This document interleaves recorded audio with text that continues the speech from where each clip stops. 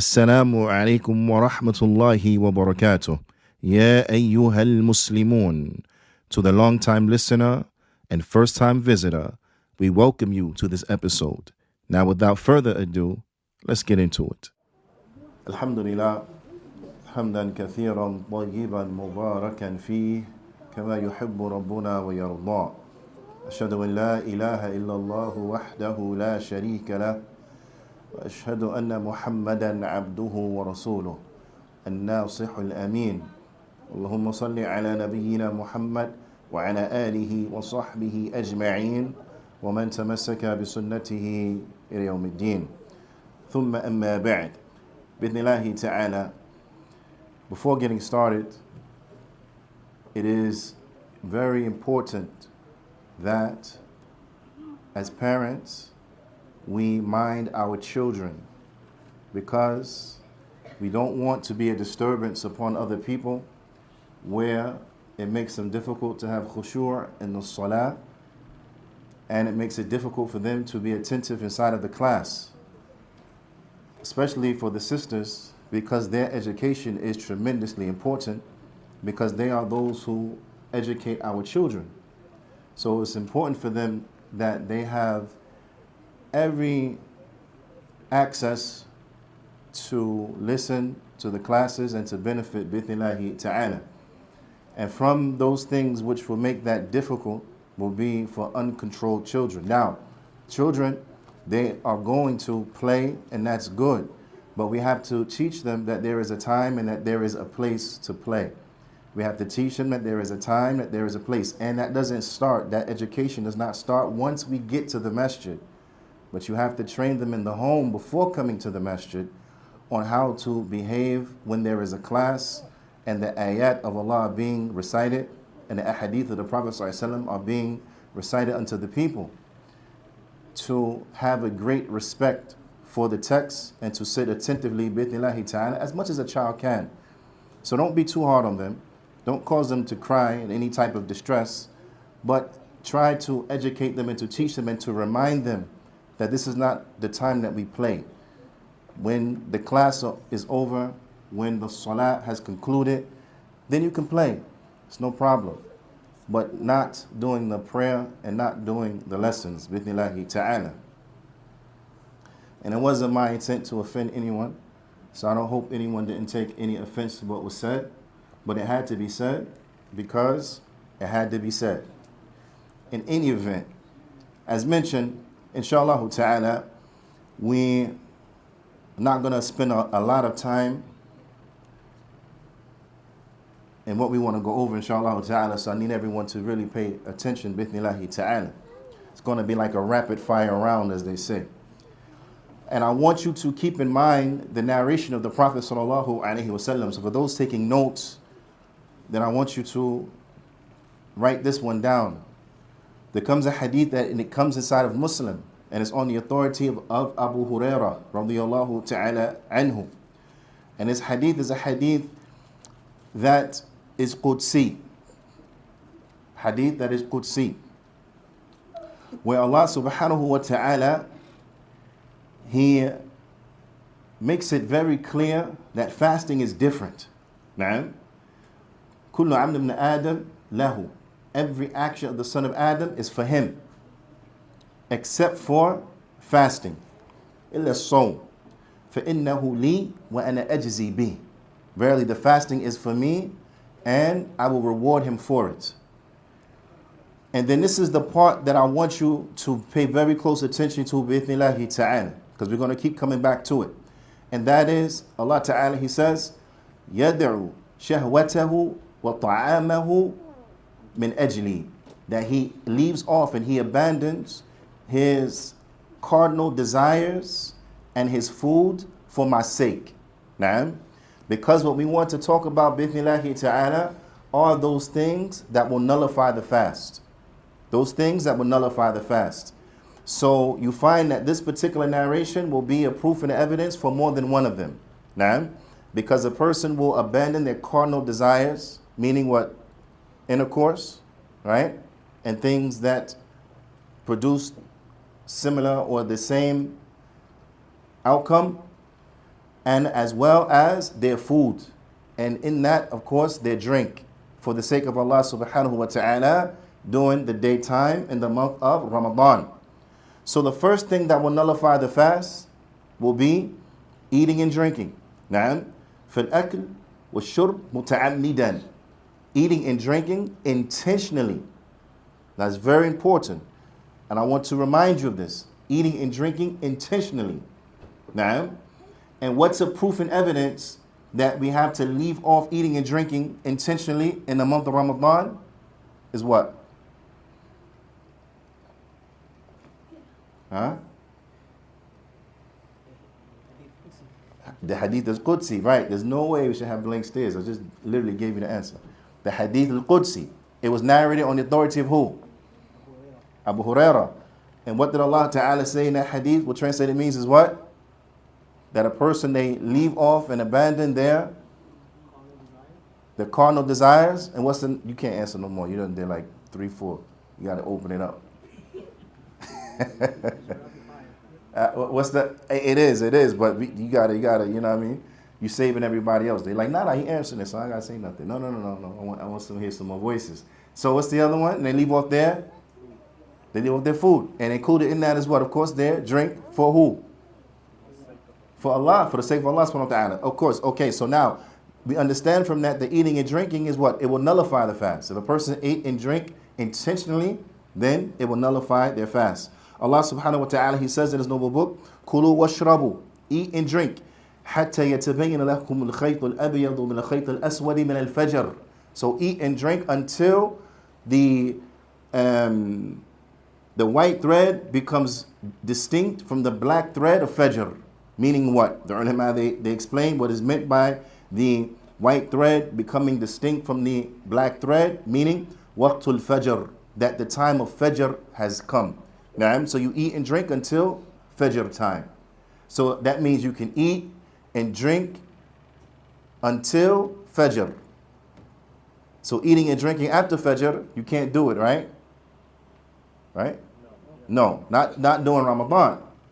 Why? Because that's the cutoff, but why? What will happen if you ate and you drank? It will nullify your fast. Ahsant. Right. So also number 2, what enters into that are those things that take the ruling of eating and drinking. So this is a separate category now. The ulama, they number this as separate. So those things that take the ruling, يعني ما هو في حكم الأكل والشرب, that which is in the ruling of eating and drinking, then this what? It will break the fast. So what's that?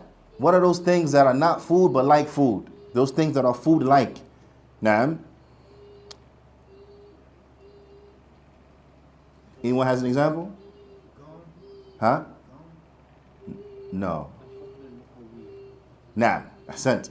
There are those things, for example, like if a person were to take any supplement that will provide for them nourishment to an extent where they did not have to eat. So for an example, anyone who takes an IV that is on an IV bag, you know, when people get sick and they're hospitalized and they are not able to eat, then they get their nutrients intravenously. So any type of intravenous type of fluid, like an IV, short smoke? Huh? What's the name? I just said it and I totally forgot it. Huh? The injection or the bag. What's the bag called that hang in there? The IV, thank you. The IV. So anyone who takes the IV, my mind went blank. I totally forgot about it.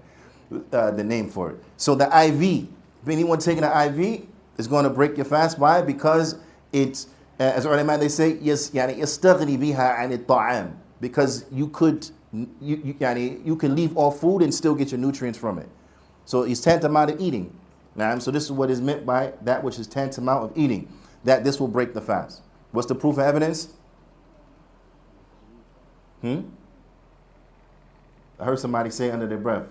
No, we have courage. Say it. You was right. The same hadith. Ahsant. Why? Because it takes the ruling of eating and drinking. So therefore, those hadith that apply for eating and drinking, and the ayah that applies for eating and drinking, then also applies to that which is tantamount to eating and drinking. It will break the fast.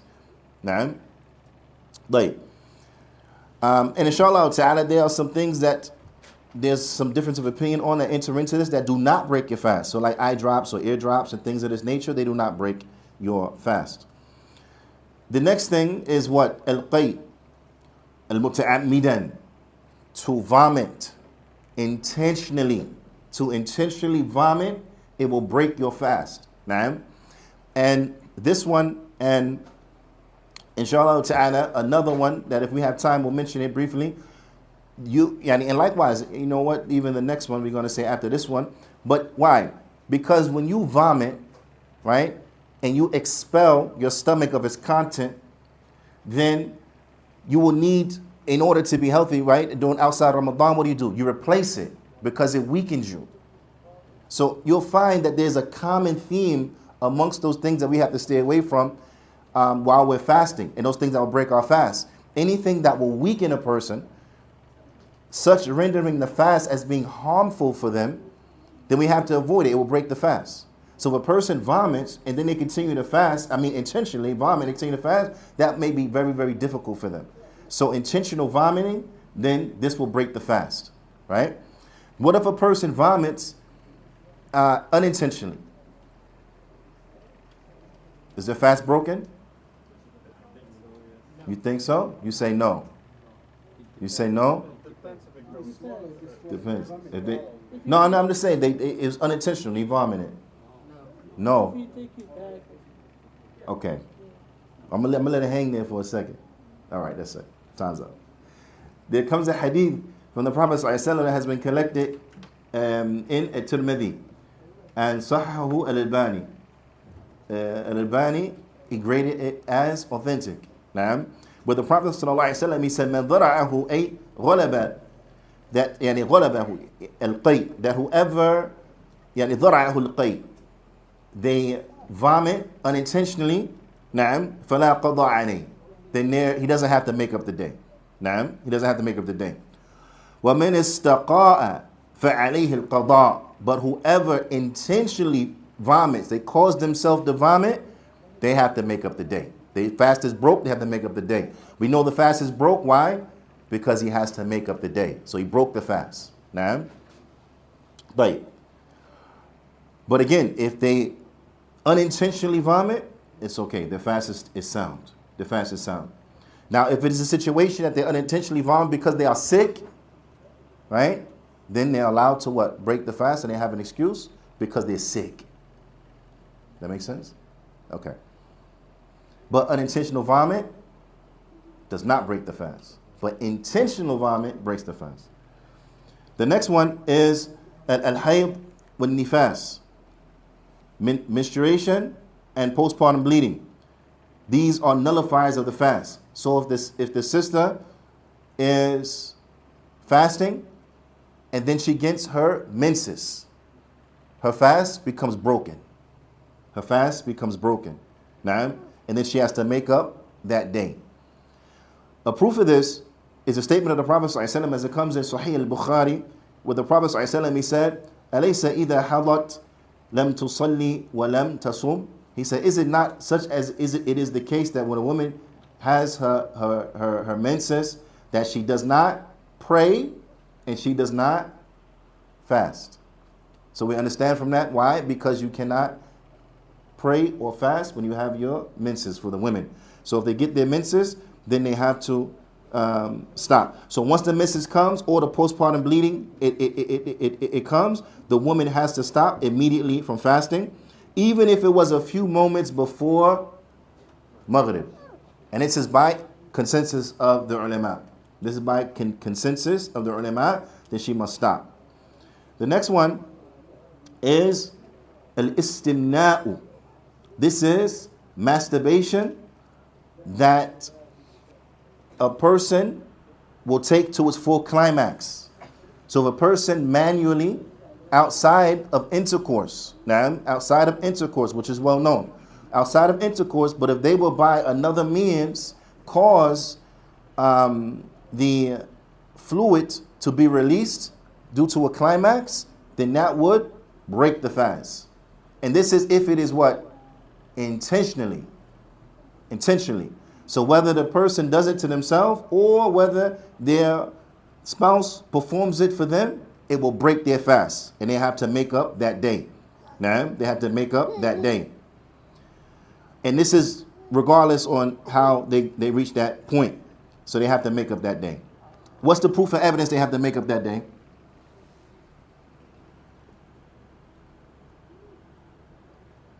I'll give you a hint. I gave you the answer already. Now, is it a hadith? Excellent. Which one? Which hadith?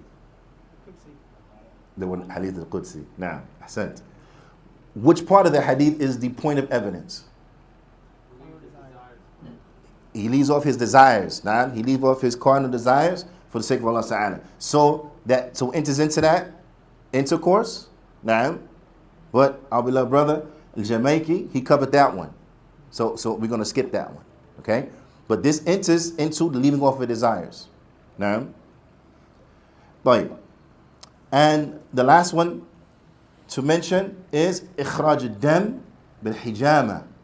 Now, is the expelling of blood or taking out the blood due to cupping. Due to cupping. Now this one, there's a difference of opinion amongst the ulama. The jumhur, the majority of the scholars say it does not break your fast. Now, Imam Ahmad, his opinion was against the jumhur, was against the majority. He said, no, it breaks your fast. Now, it breaks your fast. And this is because we have narrations where cupping was done while fasting. But Sheikh bin Baz, he explains and brings how we understand between the two things. So, the proof, and what Imam Ahmad and those who take this opinion, which is the strongest of opinion, that it breaks the fast, is aftara. The Prophet ﷺ, he said, aftara al-hajim wal-mahjum, that they have broken the fast, the cupper and the one who was cupped. They both broke their fast. And this hadith is Sahih, Sahahu al-Albani, and is collected by Abu Dawood. Now, so it's a hadith that's authentic. Where the Prophet ﷺ, he said, the one who gets cupped and the cupper, they broke their fast. Now, and this is the strongest of the opinions. Imam bin Baz, he mentions, he says, وَقَالَ مُحَقِّقُونَ, he said that those scholars who study in great detail these type of matters, they have mentioned that أَنَّ الْحِجَامَ لِلصَّائِمِ مَنْسُوخًا, that the allowance for the one who was fasting to get cupped has been abrogated, because the aforementioned hadith came after the instance where the Prophet ﷺ got cupped while he was fasting. Now, that ruling became abrogated. And you have others from the Sahaba who they used to get cupped when they were fasting, and then they stopped getting cupped while fasting. And they would wait until the night time to get cupped. Now, because this was what was understood, is that it's no longer permissible to get cupped while fasting. That makes sense? From that, and likewise, if you go back to the woman or her menses, what we will understand from the wisdom, some of the wisdoms is that what? Is that the expelling of this type of blood, it will weaken a person. It will make it very difficult for them. Now, in the case of the woman, she may have severe cramps where they have to take pain medicine. So that will be very difficult for them to fast in that state where they're one being weakened and then they have pain. They have pain, right? In the case of one who is being cupped, it will weaken him, which it will make the fast perhaps very difficult for them. So any type of thing that will add any type of difficulty, then you find that these things have to be avoided while fasting from the aforementioned things, like getting cupped, forcing yourself to vomit, so on and so forth. That makes sense? So now Shaykh Uthaymeen, rahimahullah ta'ala, he brings a very good point, because a person will say, okay, I'm getting cupped, no problem, I understand what cupping is. Now what about, the Shaykh he mentions, what about the person, yatabarra' bid-dam? What about the person who donates blood? Can you donate blood? Same category. Falls into, I think it would fall into weakening the body. Nah, ahsant. Falls into the same category. Shaykh Raslan, hafidhullah ta'ala, he mentions, he says, before we mention what Shaykh Uthaymeen mentioned, but he says it's not permissible because لأنه يؤثر على البدن كتأثير الحجامة. He said it will affect the body similar to how hijama affects the body. Now, it will affect the body in a similar manner. And Shaykh Uthaymeen, he mentions in Majalis Shahr Ramadan that وعلى هذا لا يجوز الصائم أن يتبرع بالدم. He said it's not permissible for the one who is fasting to give blood. Now, it's not permissible for him to give blood. But if there's a situation where there is an emergency and you know that you have the type of blood that is needed and they can't get it from other places, maybe it's a rare type of blood they ran out, but you have it, can you get blood? Yes, you can get blood. There's no sin upon you, but you have to make up that day later. Now, but you can give blood. So, and Shaykh Uthaymeen, he mentions this as well, that if there's an emergency, then you can give blood, but they would have broken the fast, no sin upon them due to the emergency. They would just make that day up after Ramadan. Now, that makes sense. And when you make up days, that has to be when? After Ramadan. Person can't come and say, oh no, actions are by intention, so I'm going to intend to fast 2 days in 1 day. 2 for 1. I'm going to fast for this day and for the day I missed last week because I was sick. But I'm going to do both today. Can you do that? No. Have to make it up after Ramadan. Now. Oh, yeah, no, matter of fact, hold that real fast because I said rapid fire. That's it. نكتفي بهذا القدر. وصلى الله وسلم على نبينا محمد وعلى آله وصحبه أجمعين وجزاكم الله خيرا. نعم